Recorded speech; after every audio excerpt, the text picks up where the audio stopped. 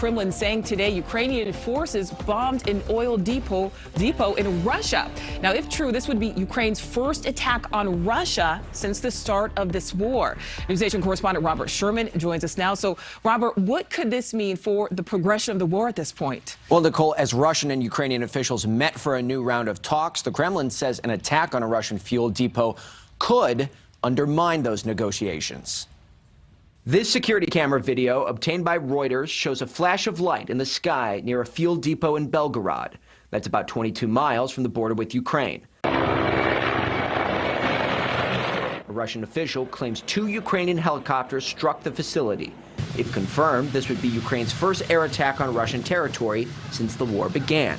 So far, Ukrainian officials have not commented on the allegations. Elsewhere, Putin's forces have been withdrawing from Chernobyl in northern Ukraine.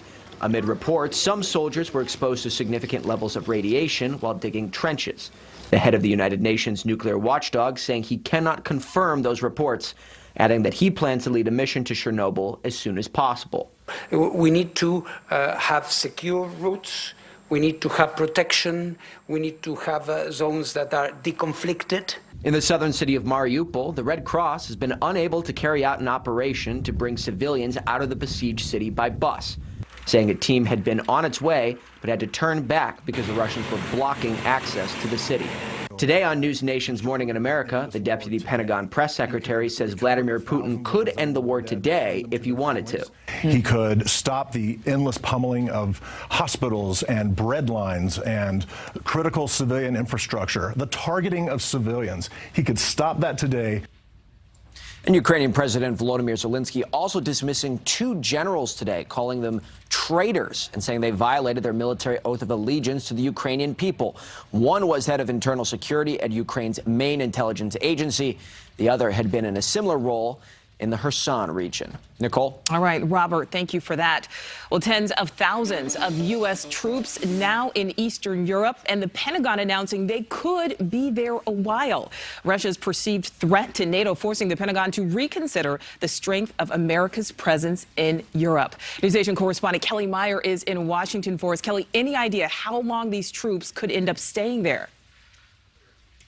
Well, Nicole, it really could depend on how long this conflict goes on for, but we know thousands are going to be staying there at least until the summer. Around 5,000 members of the 82nd Airborne in Poland and 6,000 sailors with the Harry S. Truman aircraft carrier in the Mediterranean Sea will be extending their deployment. The Norfolk, Virginia-based Harry S. Truman has been in the Med since December, flying about 80 to 90 air missions daily. And the troops in Poland are training with local forces and helping with weapon shipments handoffs to Ukrainian forces. The Secretary of Defense made the decision this week.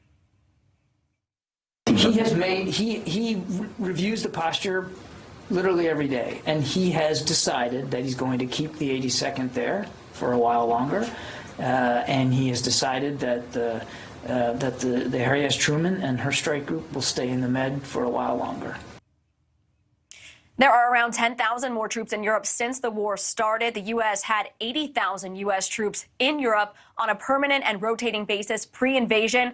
Now there's more than 90,000. Here's how some of that breaks down. Around 4,700 in Poland from the 82nd Airborne Division, about 1,000 in Romania from the 2nd Cavalry Regiment, and around 800 in Latvia from the 73rd Airborne Brigade Combat Team. The Pentagon has said they're not ruling out any additional deployments in the weeks and months to come. The general told members of Congress that this week that it's his suspicion they are going to need even more U.S. troops in Europe in the long term, even after the war in Ukraine ends. Nicole? All right, Kelly, thank you for that. Thank you for watching. Click the red subscribe button below so you can get more of News Nation's fact-driven, unbiased coverage.